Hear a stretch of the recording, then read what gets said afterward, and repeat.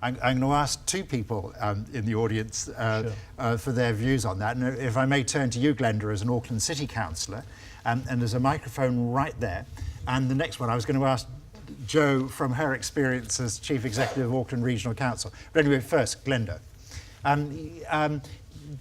Do you have a sense amongst your colleagues that they are really wanting to step up to this bigger new role that the council represents? Well, yes, there are a lot of my colleagues that are going to be stepping up and standing for the Supercity. Not only myself, but Councillor Casey here sitting beside me are going to be standing up for the Albert Eden Roskill ward. But we've given a commitment locally that we'll be attending the local board meetings, because as councillors, you cannot divorce yourself from those local issues. We'll have two boards in our area, the Eden Albert board and the Puketa Papa, or the Mount Roskill board. So we're going to have to absolutely keep an eye on what's happening locally. But you know, that happens now.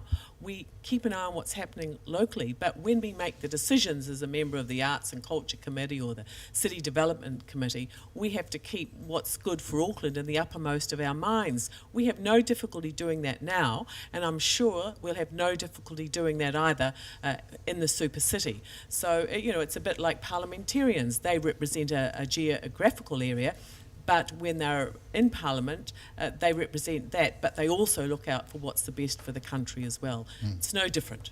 Fine, thank you.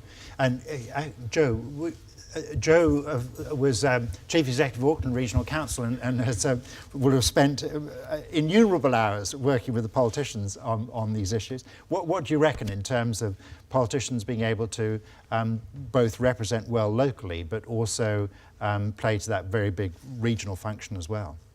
I think this is mean. I came to sit quietly in the back row, so I guess I would talk not so much as an ex-CEO, but more from the point of view of leadership, that in fact I think we have to think for the city that good leaders require a community to give them mandate, and a community cannot exist without leadership.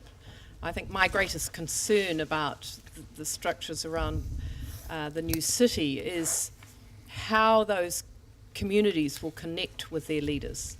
And I think that goes right from the local community level, where I look at how those are being resourced and get concerned that the ability for local communities to connect with their local boards is going to be quite difficult.